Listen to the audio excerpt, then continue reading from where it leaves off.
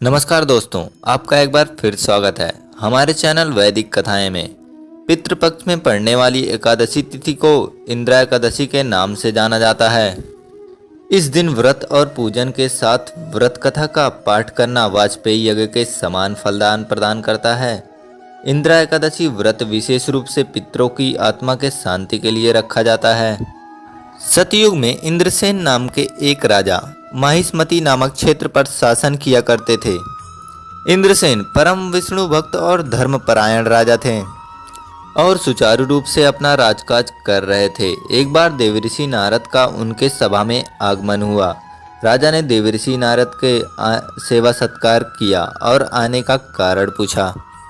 नारद जी ने बताया कि कुछ समय पहले वो यमलोक गए थे और उनकी मुलाकात राजा इंद्रसेन के पिता से हुई थी।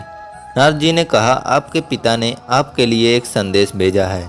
उन्होंने कहा कि उनके जीवन काल में एकादशी का व्रत भंग हो जाने के कारण उन्हें अभी तक मुक्ति नहीं मिली है और उन्हें यमलोक में ही रहना पड़ रहा है।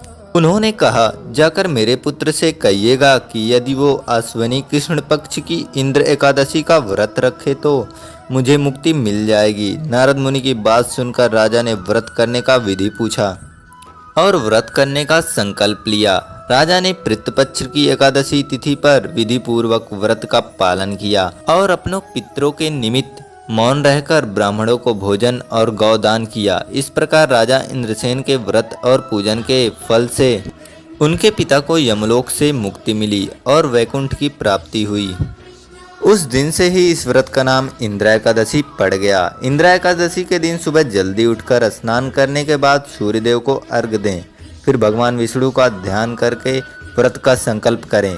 अपने पितरों को याद करते हुए भगवान विष्णु के तस्वीर पर गंगा जल और पुष्प और चावल का भोग लगाएं और यह ध्यान रखें कि भगवान के भोग में तुलसी का पत्ता जरूर रखें। पूजा करते समय पितरों का श्राद्ध करें और ब्राह्मणों को भोजन कराएं और अपनी क्षमता के अनुसार उन्हें दान दें। तो दोस्तों, यह कथा आपको कैसी लगी कमेंट में ज़रूर बताएं और ऐसे ही रोमांचक कथाओं के लिए हमारे चैनल को सब्सक्राइब जरूर करें।